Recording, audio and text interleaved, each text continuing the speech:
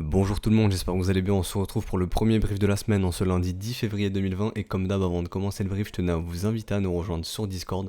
Donc le lien est dans la description et dans les commentaires. Donc pour les plus novices, il y a une doc, donc c'est un lexique qui vous aidera à la compréhension des termes que j'utilise dans les daily briefs. Donc pour les plus nouveaux, n'hésitez pas. Et aussi, il y a aussi les autres membres qui peuvent vous aider. Donc le but de ce Discord, c'est l'entraide entre membres. Donc voilà, n'hésitez pas à nous rejoindre. Le lien est en description et dans les commentaires. Nous sommes plus de 4000. Euh, donc aussi je tenais à m'excuser avant de commencer, je suis un petit peu malade, je suis un petit peu fatigué, donc voilà, désolé si le brief n'est pas aussi fluide que d'habitude, si je perds mes mots un peu plus. Déjà hier j'ai eu un peu de mal à tourner l'épisode de la Little Old Lady, bon aujourd'hui ça va pas tellement mieux, j'espère que dans les prochains jours ça ira mieux. Donc je tenais à le rappeler, c'est un brief quotidien du lundi au vendredi dans lequel on analyse le marché crypto, donc n'hésitez pas à vous abonner. Et comme tous les lundis on va se focus sur le Bitcoin, donc je vais faire le petit sommaire. Donc le Bitcoin en weekly sur les contrats futurs, ensuite on ira sur le spot price en daily. Les spreads forwards comme d'habitude, no risk on, risk off. Notre courbe des taux, mais vous inquiétez pas, je vais pas vous embêter 30 ans avec ça pour les plus nouveaux, on va en parler rapidement, c'est juste pour que vous puissiez comprendre des choses qui sont assez importantes quand même. Et on terminera sur le Bitcoin en H4, on fera un petit peu d'order flow comme vous aimez bien. Alors pour le Bitcoin en weekly, rappelez-vous, nous étions dans une battle zone, donc dans une zone de combat entre acheteurs et vendeurs. Les acheteurs ont gagné, on disait que si les acheteurs gagnaient, on aura un counter trend rally, donc un mouvement contre-tendance, et si les vendeurs gagnaient, on aura un mouvement de continuation baissière. Donc les acheteurs ont gagné, donc on est bien dans un rallye contre-tendance. Rappelez-vous les objectifs très généralement des rallyes contre-tendance, c'est le premier arrêt, et si ce premier arrêt cède les 0,608, donc la zone de rechargement de short. Comme on peut le voir ici maintenant, le premier arrêt a bien cédé, on peut pas dire que le premier arrêt n'a pas cassé, donc on évolue bien au-dessus du premier arrêt, on l'a bien cassé, donc pour moi maintenant, bon, on n'est plus dans un mouvement tendanciel, donc un mouvement tendanciel baissier, mais on est dans un ranging market, donc c'est ça la règle du premier arrêt. Et le but, c'est de venir chercher les 0,68, donc la zone de rechargement de short. Et rappelez-vous, mais à l'approche de l'halving, si on est dans la zone de rechargement de short et que le sentiment est très haussier, que tout le monde est bullish, et pour moi les institutions pourraient se servir justement de cette liquidité acheteuse pour pouvoir shorter Bitcoin et potentiellement retourner ce marché et retrouver des prix plus bas potentiellement. Et d'ailleurs on en parlera après parce que je vais faire un petit exercice de psychologie que j'ai fait dans le Discord et je me suis dit il faut que je partage ça en brief, ça a l'air génial. Alors, comme je le dis, on a cassé le premier arrêt, donc très certainement on ira chercher les 0,618. Alors comment ça va se faire? Est-ce qu'on va y aller en ligne droite? Est-ce qu'on va faire un petit pullback sur le premier arrêt et puis ensuite on va y aller? Bon ça on n'en sait rien, on essaiera de décortiquer ça peut-être après justement en daily, en H4, mais en tout cas en weekly, impossible de voir ça. Tout ce qu'on peut savoir c'est qu'en weekly ce mouvement est toujours haussier, il n'y a rien qui nous indique que ce mouvement est terminé. Pareil, au niveau du volume, on a bien un volume qui est toujours croissant. Cependant, prudence, là ici on a une petite divergence prix-volume, donc on aimerait bien que les bulls remettent un coup de volume, mais bon c'est pas alarmant non plus, l'OBV est bien croissant, donc l'argent continue de rentrer dans ce mouvement, donc l'argent continue de soutenir ce mouvement. William, il n'y a rien à notifier, au niveau du MACD on a eu un beau W divergent, donc le momentum est bien haussier, donc sur MACD le momentum est toujours haussier en weekly, et sur le RSI, pour ceux qui utilisent le RSI, je le mets aussi dans les briefs, et rappelez-vous on avait eu un break de la trendline, le beau W derrière cette trendline divergent, et ça rappelez-vous j'analyse ça comme si c'était le cours, donc ça m'invitait à penser tout simplement que le RSI pouvait lui aussi venir retracer toute cette vague et au final retrouver des prix plus haussiers, donc en tout cas un momentum contrôlé par les bulls, et en weekly le momentum est toujours bullish. Pour moi ici le momentum est toujours bullish, et pour que les bears puissent reprendre le contrôle du momentum, il faudrait voir un M comme ceci. Voilà, donc pour l'instant ce n'est pas le cas. Donc pour moi les bulls contrôlent toujours le momentum, donc il n'y a rien qui m'invite à penser que ce mouvement est terminé. Rappelez-vous au niveau du volume profile, il y a toujours nos creux qui sont ici, et d'ailleurs on en reparlera après dans le petit exercice psychologique. Donc on pourrait toujours être amené à revisiter ces zones de prix, donc ça on pourrait y retourner peut-être à l'avenir. Rappelez-vous, mais comme je vous le dis toujours, ne vous dites pas que un asset ne peut pas faire quelque chose en fait. Partir de ce principe, c'est avoir un biais, et dans le trading, il faut toujours lutter contre nos biais. Je sais que beaucoup de traders vous disent de choisir un camp, etc. Mais je n'ai pas été formé comme ça. Personnellement, mon mentor ne m'a pas appris ça. Il m'a appris à trader tout simplement mes setups et de ne pas avoir de biais pour ne pas tomber dans l'irrationalité. Et c'est ce que j'essaye de vous transmettre. Mais ça, on y reparlera après. Mais en tout cas, rappelez-vous, ici on a toujours nos creux dans le volume profile qui nous indique qu'il y a du travail à venir combler ici et on pourrait y retourner à l'avenir. Et d'ailleurs dans les commentaires on m'a demandé mais c'est quoi en gros la chose psychologique qu'il y a derrière les creux dans le volume profile. En fait, imaginez, enfin là on le voit, hein, ici il y a eu beaucoup de volume exécuté, donc justement il y a potentiellement énormément de stops ou énormément de personnes qui sont prêtes à céder leur stop justement sous tout ce volume qui a été exécuté, et on voit qu'en dessous il y a un creux. Donc les institutions pourraient très probablement venir se servir de toute cette liquidité ici, donc tous les stops toute la liquidité qui a été accumulée ici, donc tous les stops qui sont placés dessous, donc se servir justement de tous ces stops dans le creux du volume profile pour remplir ce creux dans le volume et justement sortir tous ces gens et se servir de leur liquidité. Exactement la même chose ici, beaucoup de volume qui a été exécuté ici, comme on peut le voir, il y a eu une grosse zone de combat ici de 4 semaines entre les acheteurs et les vendeurs, donc les institutions aussi pourraient se servir justement de toute cette liquidité, de se servir de leur stop, justement pour récupérer toute la liquidité qui attend ici et au final combler le creux dans le volume profile. Donc ça peut être une des patterns psychologiques qu'on peut retrouver derrière les creux du volume profile, mais on y reviendra après. Rappelez-vous, il y a toujours notre gap d'ouvert, hein, donc je vais aller en daily pour que vous puissiez voir, je vais même aller en 1 heure, donc j'ai été le chercher en 1 heure il me semble, si je dis pas de bêtises. Donc hop, donc le creux, le gap est toujours ouvert, hein, sur les contrats futurs ici, comme vous pouvez le voir, hein, donc il y a bien un gap qui est ouvert, donc on pourrait y retourner, donc ça c'est dans notre zone de rechargement, donc ça ferait du sens, hein, de revenir justement dans la zone de rechargement. Vu qu'on a un gap qui est ouvert, on pourrait le combler, surtout que notre premier arrêt a été cassé. Donc voilà, je pense qu'il n'y a pas grand chose d'autre à dire en weekly. On va pouvoir aller justement sur le spot price, donc je vais aller sur Bitstamp, donc on va aller en daily pour le coup. Donc en daily, ce qu'on peut voir, c'est qu'on est toujours dans notre structure de marché en parabole, hein, donc un mouvement parabolique. Rappelez-vous, les mouvements paraboliques, ça se termine très souvent par un blow off top, c'est-à-dire une grosse accélération, ensuite la réjection, le bull trap, hein, donc le dead cat bounce, ça nous forme le M et le rallye est terminé. Donc généralement ça se termine très souvent comme ça, un mouvement parabolique. Est-ce que là ça va être le cas? J'en sais strictement rien, mais en tout cas au niveau des probabilités, généralement c'est le plus probable, hein, d'avoir le blow off top, donc l'accélération haussière. Donc ne soyez pas étonnés si vous voyez un bitcoin qui peut prendre 500, 1000, 1500, 2000 $, on n'en sait rien. Par jour, on ne sait pas comment agit le marché lorsqu'il est complètement irrationnel, qu'on est dans l'euphorie. On est bienvenu chercher le Big Fat Round Number, donc le chiffre rond psychologique des 10 000 $, hein, donc les médias économiques pourraient parler du Bitcoin, ça pourrait alimenter la hausse, justement. Le public pourrait se dire, ok, ça devient intéressant d'investir ou d'acheter du Bitcoin, il va aller à 20 000, 30 000, 50 000 cette année, on n'en sait rien, il peut très bien y aller, mais en tout cas, c'est généralement la pattern psychologique qui se passe derrière, lorsque les médias économiques parlent d'un asset, et quand les médias en parlent généralement, c'est un peu trop tard. Ça peut attirer le public et les institutions, encore une fois, peuvent se servir de la liquidité du public pour retourner le marché.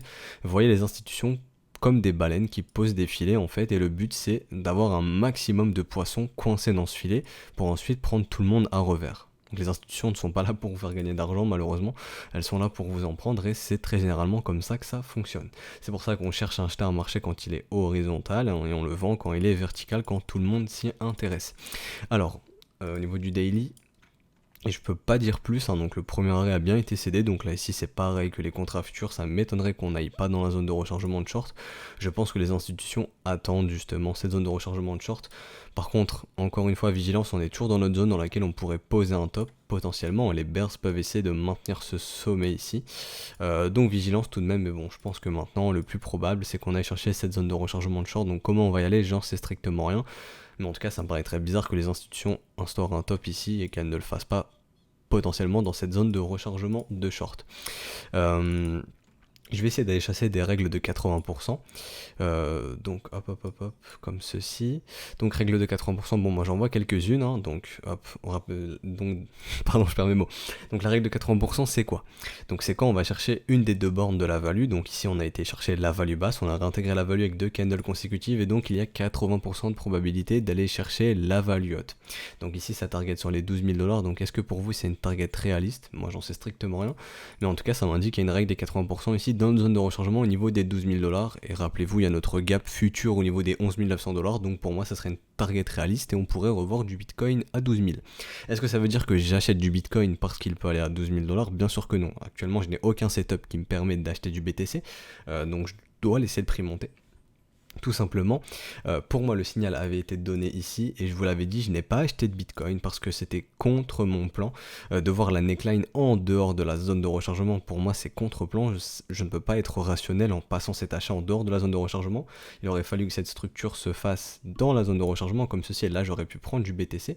Et même au niveau du risk-reward, pour moi ce n'était pas intéressant. Donc comme je vous ai dit, la structure était là qui permettait de lancer un counter trend rally, donc ça ne m'étonnerait pas de revoir Bitcoin chercher son premier arrêt, voir sa zone de rechargement de short, mais comme je l'ai dit, je n'ai pas acheté de Bitcoin, je suis transparent avec vous et j'ai préféré aller chasser des setups sur les altcoins justement, que j'ai trouvé bien plus intéressantes, qui m'offraient de meilleurs risk reward et des necklines dans leur reload zone, voire même sous leur reload zone, et j'adore voir ça. Donc voilà, c'est pas parce que l'opportunité ne s'est pas présentée sur le Bitcoin qu'il n'y en a pas eu sur les autres alts et j'ai pu en profiter sur d'autres altcoins. Mais en tout cas, on parlera justement des altcoins demain. Aujourd'hui, on se focus sur le BTC. Et d'ailleurs, donc après ce blabla, donc je vais utiliser une autre chart, je vais aller sur Gemini. Donc hop, sur Coinbase, tiens, sur Coinbase, hop, il n'y a rien du tout, donc nickel. Donc là on va parler du Shark Setup et je vais vous faire le petit exercice de psychologie. Donc rappelez-vous, qu'est-ce que le Shark Setup? Donc le Shark Setup, c'est tout simplement le fait d'avoir une structure. Donc hop, laissez-moi tracer le Fibo et la zone de rechargement de short, comme ceci. Donc le Shark Setup, c'est tout simplement le fait d'avoir une structure, donc que ce soit un W ou un M. Donc nous, dans notre cas ici, c'est bien un M ici, donc le marché a imprimé, on a bien eu un beau M, comme ceci. Hop, donc je vais passer en line pour que vous puissiez voir. Donc vous le voyez ici, ce M, ce beau M. Donc le Shark Setup, c'est tout simplement le fait d'avoir la structure de tracer son top, son bottom, et de revenir shorter la zone de rechargement de short. Et personnellement, j'aime bien avoir 2 de risk reward. Donc on peut affiner notre entrée par exemple, vu qu'on sait qu'il y a notre gap sur le contrat futur aux alentours des 12 000 $, on pourrait se dire ok, je peux encadrer mon entrée aux environs des 12 000 $, donc voilà, un peu en dessous, un peu au-dessus, ça dépend de vous. Donc là par exemple, bon, on va se positionner sur les 0,786 par exemple, ok. Donc moi personnellement je cherche minimum 2 de risk reward, donc on met notre stop au-dessus de la structure et on target 2 de risk reward, donc ça c'est le Shark Setup, ok. Donc voilà, tout ça pour dire que en fait là il y a un biais psychologique et vous allez très vite comprendre. Là donc je vais inverser la charte. Et est-ce que pour vous, vous êtes plus apte à voir le Bitcoin faire ça? Donc est-ce que ça vous paraît possible, donc de revenir chercher la zone de rechargement de short pour ensuite aller chercher ce creux dans le volume profile ici comme on l'a vu sur les contrats futurs? Ou est-ce que vous voyez plus ce scénario si j'inverse la charte comme ceci? Donc là je vais vous tracer exactement la même chose. Donc là vu que j'ai inversé la charte, ce n'est plus un M, c'est un W. Et donc en fait est-ce que vous trouvez plus plausible en fait de voir le Bitcoin faire ça tout simplement? Donc là ce n'est plus une zone de rechargement de short pour le coup, c'est une zone de rechargement d'achat vu que j'ai inversé la charte. Et en fait est-ce que ça vous paraît plus plausible si j'inverse la charte de vous dire ok bah en fait ouais le Bitcoin il peut faire ça en fait? Ça, c'est vraiment une question qui m'intéresse parce que il y a un membre, j'avais posté cette question, enfin j'avais posé ces exemples dans le Discord et demain on pourra le faire avec Ethereum, etc. Et il m'a dit en fait, ce que je vois, c'est que ouais, ça me paraît pas impossible que le Bitcoin il aille dans la zone de rechargement d'achat et ensuite il aille chercher la zone de gap dans le volume profile. Et ça m'a intéressé parce que en fait, quand on inverse la charte, ça vous permet vraiment de gommer vos biais. Et comme je vous ai dit, personnellement, on m'a enseigné à gommer tous mes biais, à n'avoir aucun biais, à seulement trade mes setups. Et là, ce qu'on pourrait voir, en fait, c'est que si je n'inverse pas la charte, on a un Shark Setup vendeur. Mais si on l'inverse, on a un Shark Setup acheteur. Et qu'est-ce qui vous rendrait le plus rationnel? C'est de prendre le Shark Setup acheteur ou vendeur. C'est vraiment une question que je me pose. Et pour le coup, par exemple, on pourrait partir sur une target AB égale CD, c'est-à-dire AB, on trouve notre top par exemple ici, et nous faire un AB égale CD et revenir chercher justement ce gap dans le volume profile, et du coup la neckline qu'on n'est jamais venu taguer ici, on n'est jamais venu taguer cette neckline lorsque ça a été cassé, donc de base c'est un W, donc ici c'est un M. Donc voilà, est-ce qu'en fait vous vous dites, quand je vois la charte comme ça, je me dis ah ouais en fait c'est possible que le Bitcoin il a cherché cette zone de rechargement donc d'achat dans cet exemple vu que c'est une charte inversée pour au final aller chercher le gap sur le volume profile. Mais quand je repasse sur la charte normale, est-ce que vous trouvez en fait que Bitcoin il peut faire ça? Est-ce que ça vous paraît impossible lorsque la charte je la mets normalement, mais est-ce que quand je l'inverse, donc hop, je vais remettre la charte inversée, lorsque j'inverse justement le graphique, est-ce que vous vous dites bah ouais en fait c'est totalement plausible? J'ai du mal à le voir lorsque la charte est normale, mais quand j'inverse la charte je me dis bah ouais en fait c'est totalement plausible que le Bitcoin fasse ça. Et en fait ça m'a fasciné parce que lorsque j'ai partagé ça, il y avait eu des gens qui, enfin des avis différents en fait de se dire bah ouais en fait lorsqu'on inverse la charte on peut se dire bah ouais en fait le Bitcoin il peut très bien revenir chercher du 12 000 $ et par la suite revenir chercher du 4 000 5 000 $. Et en fait quand on inverse la charte bah tout simplement on peut faire le même exercice, c'est-à-dire le Shark Setup, hein, donc notre W, bottom top pour le coup. Donc de base c'est un M, hein. Là comme je dis j'ai vraiment inversé le cours du Bitcoin, mais ça vous permet de gommer vos biais et de vous dire qu'en fait bah ouais, le Bitcoin il peut très bien faire ça, c'est-à-dire hop, ici on fait comme si c'était un Shark Setup acheteur, il a cherché 2 de risk reward, voire même plus, et de se dire bah ouais en fait le Bitcoin il peut très bien juste nous faire ici la structure, on fait un pump, on retrace zone de rechargement et ensuite on va chercher cette zone ici. Donc voilà, donc est-ce que ça m'intéresse en fait votre avis dans les commentaires, de vous dire que en inversant la charte, bah vous ça change rien du tout, pour vous ce scénario est totalement impossible, ou justement quand vous regardez le cours de base du Bitcoin, vous vous dites non en fait c'est impossible qu'il aille à 12 000 après qu'il aille à 4 000 voire 5 000, mais quand j'inverse la charte, vous vous dites ah ouais en fait mais c'est clairement plausible, c'est clairement possible. Donc voilà, votre avis m'intéresse énormément là-dessus. Donc voilà, une pattern psychologique qui est inconsciente derrière, donc je l'avais expliqué dans le Discord, donc je pourrais réexpliquer. Bon là ça va être compliqué en brief, j'avais vraiment détaillé un petit peu en message, donc voilà, n'hésitez pas à nous rejoindre sur Discord si vous voulez récupérer un petit peu la pattern psychologique, mais c'est juste pour dire qu'en fait, inconsciemment on a des biais, et inverser la charte ça permet de chasser justement ces biais. C'était la petite parenthèse, hein. Donc d'ailleurs j'ai oublié de dire un truc. On va retourner vite fait sur cette charte comme ceci, hop, donc je vais passer en weekly. Donc on peut voir que pour le coup, les acheteurs, donc là on imagine que là, ça c'est un mouvement haussien, mais ça c'est un mouvement baissier comme je vous le dis, c'est juste une charte inversée. On peut imaginer que si les acheteurs ont perdu leur premier arrêt, qu'on pourrait aller chercher la zone de rechargement d'achat, qui est une zone de rechargement de short en réalité. Vous voyez ici, le premier arrêt, on l'a bien cassé, donc ici on peut imaginer que les acheteurs ont perdu leur premier arrêt, mais ici en réalité ces acheteurs ce sont des vendeurs, hein, parce que comme je vous l'ai dit, en réalité la charte c'est bien Coinbase normal, hein. Donc comme vous le voyez ici, les vendeurs ont bien perdu leur premier arrêt, voilà. Donc voilà, c'était le petit exercice psychologique, mais j'ai trouvé ça très intéressant de vous le partager, donc n'hésitez pas en commentaire de me dire ah ouais en fait quand j'inverse la charte, bah je me rends compte que ok, bah, je trouve des scénarios plus plausibles que quand la charte est en vue normale.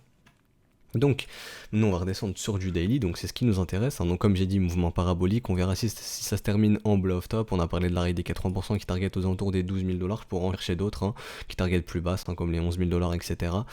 Mais voilà, pour moi 12 000 $ serait une target réaliste, règle des 80%, le gap dans le volume, sur les contrats futurs, pardon. Donc voilà, vu qu'on a cassé le premier arrêt, potentiellement aller chercher les 12 000 $, ça me paraît pas ahurissant, mais ce n'est pas pour autant que j'achète du Bitcoin, hein. Je préfère préciser. Alors, au niveau du volume, les vendeurs ne se montrent toujours pas, l'OBV est toujours bien croissant, donc comme les contrats futurs, l'argent a l'air de bien alimenter cette hausse, hein, l'argent continue de rentrer pour alimenter cette hausse, donc rien d'alarmant ici.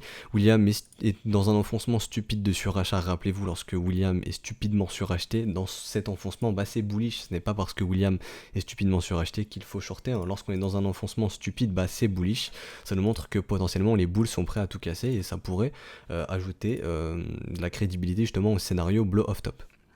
Alors au niveau du MACD, on est en train d'enchaîner les divergences, cependant potentielles, elles sont potentielles, elles ne sont pas confirmées, donc des divergences qui ne sont pas confirmées, ça vaut strictement rien du tout, et on voit que le RSI a bien été chercher un nouveau sommet, donc on est toujours dans une dynamique haussière sur le RSI, donc pour moi le RSI même en daily est toujours contrôlé par les bulls, hein, donc pour l'instant il n'y a rien qui m'indique que ce mouvement est terminé, que les bears contrôlent ce mouvement et qu'on a trouvé un top ici.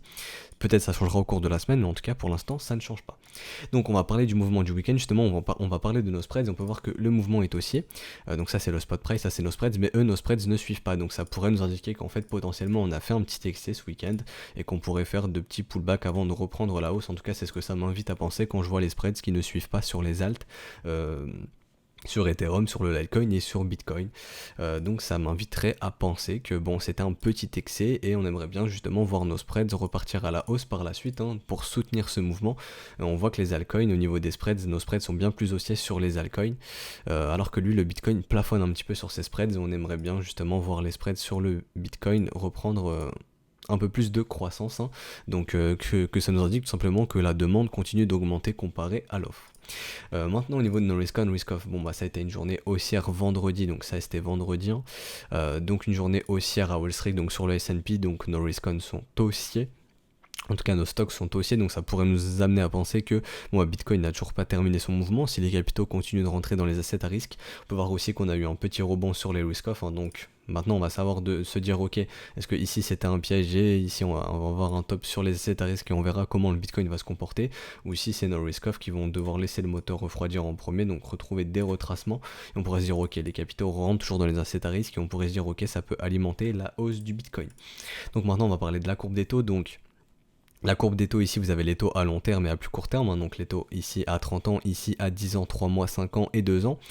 Et la courbe des taux nous indique que tant que les taux à long terme sont supérieurs aux taux court terme, ça nous indique que l'économie est saine. Donc est-ce que l'économie est saine? Je ne suis personne pour en juger, je me référence à la courbe des taux et la courbe des taux me dit que l'économie est saine et que pour l'instant il n'y a pas de risque de récession qui est imminent. Ce qui veut dire qu'on peut toujours chercher des achats sur les assets à risque, que les assets à risque ont, en tout cas que nos stocks. On va parler du marché action, donc nos stocks ont ont toujours une croissance devant eux, ça ne veut pas dire que la récession est imminente. En tout cas, d'après notre courbe des taux, cette récession n'est pas imminente. Et quel serait le signal d'une récession imminente? C'est simplement de voir notre courbe des taux s'inverser, donc en gros de voir nos taux à long terme, de voir nos taux court terme surpasser nos taux long terme. Donc comme je vous ai dessiné, de voir les taux à long terme baisser, les taux court terme monter, et on voit un petit peu que depuis peu, les taux très court terme, donc à 3 mois, commencent à dépasser un petit peu les taux plus long terme. Il n'y a rien d'alarmant, il faut vraiment qu'on inverse cette courbe, donc vraiment que les taux très long terme soit inférieur au taux court terme, mais on voit que nos taux court terme reprennent un petit peu plus de valeur entre guillemets, donc voilà, à surveiller. Mais pour l'instant, pour moi, il n'y a aucun signe de récession imminente, et comme je vous ai dit, en cas de récession, peut-être ça pourrait engranger une crise économique, une crise financière, j'en sais rien, peut-être les banques qui s'écroulent, le système bancaire qui s'écroule, etc. Bon, ça c'est pas à moi de juger, comme je vous ai dit, ce ne sont des scénarios hypothétiques, et justement en cas de récession on aimerait bien savoir, ou en cas de gros crise financière majeure, de voir comment le Bitcoin se comporte, s'il se comporte comme un asset à risque ou comme un actif refuge. Et s'il se comporte comme un actif refuge, pour moi le Bitcoin a été créé en ce sens, d'être une réserve de valeur comme le gold, et je veux voir justement si en cas de récession il peut se comporter comme une réserve de valeur, et si c'est le cas, je serais prêt à le basculer des assets à risque, tout simplement au côté du gold, qui lui est un actif refuge, donc le passer du côté des risk-off. Mais pour l'instant, je le laisse du côté des risk-on, et justement, une récession pourrait être soit très bullish pour Bitcoin, soit très bearish, et c'est pour ça qu'on surveille cette courbe des taux. Je vous embête pas plus avec ça. Alors, comme je l'ai dit, on a parlé du momentum, etc. Donc là, on va pouvoir aller en H4. Non, attendez, on va parler du GBTC avant, j'oublie, très généralement, j'oublie. Donc GBTC, je vais passer en weekly. Donc non, on va passer sur le GBTC, l'asset pondéré que j'ai calculé. Donc on avait une règle des 80% aussi, donc là je pourrais pas la retrouver comme ça, mais bon, ça devrait être les 14 575 dollars sur le GBTC, donc là c'est pas vraiment en dollars, c'est moi j'ai pondéré, donc j'ai calculé moi-même, avec les informations que donne le GBTC sur leur site, mais ça pour dire qu'on est sur le premier arrêt. Donc est-ce que le GBTC va réussir à céder son premier arrêt, et lui aussi si ce premier arrêt cède, et très, très certainement on ira dans la zone de rechargement. J'aime bien regarder un petit peu le comportement du GBTC, et pour l'instant on est sur le premier arrêt, donc on aimerait bien voir le premier arrêt céder aussi sur le GBTC, il se dirige dans cette zone de rechargement de short, mais je vois rien de plus à dire pour le moment, à part que le momentum est toujours aussi ensuite à ce gros W sur le RSI. Donc pour moi ici les bulls contrôlent le momentum, donc c'est comme sur le spot price, c'est comme sur les contrats futurs.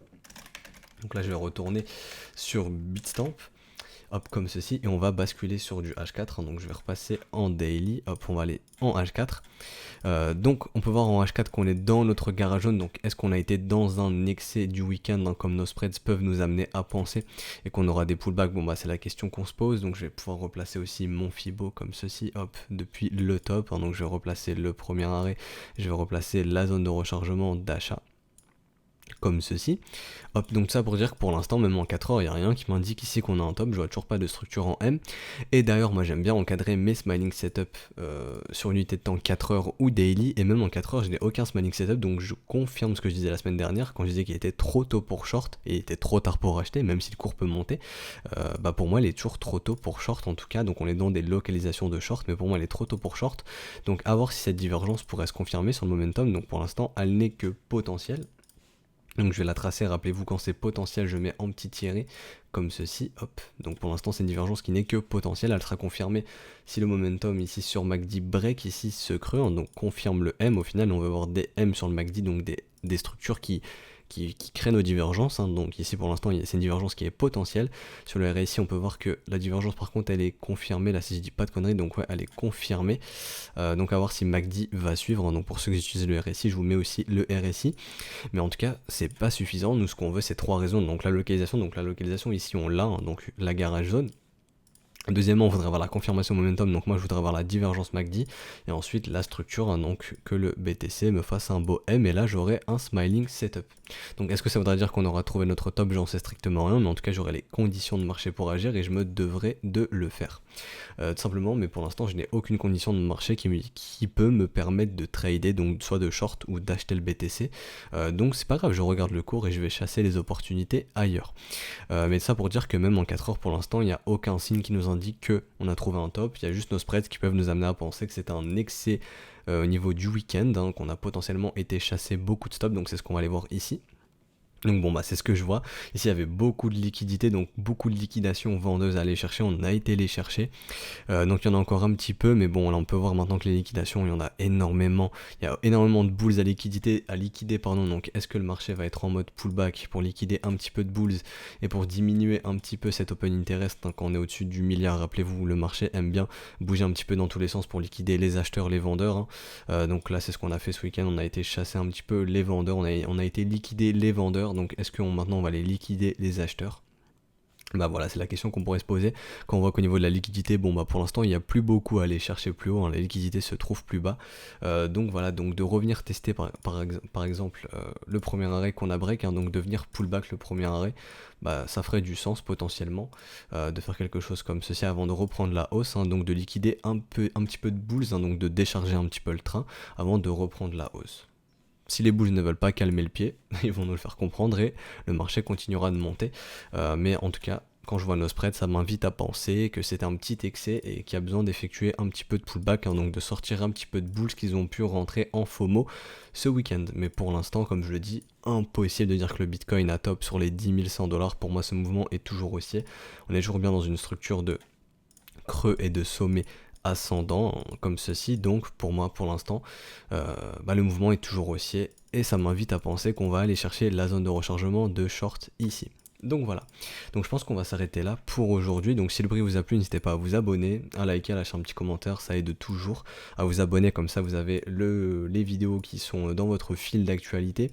N'hésitez pas à consulter aussi l'onglet communauté, donc je fais souvent des sondages, hein, donc voilà, n'hésitez pas à consulter l'onglet communauté. Donc moi je vous souhaite un excellent début de semaine, on se retrouvera donc demain pour le prochain brief. Allez, ciao tout le monde.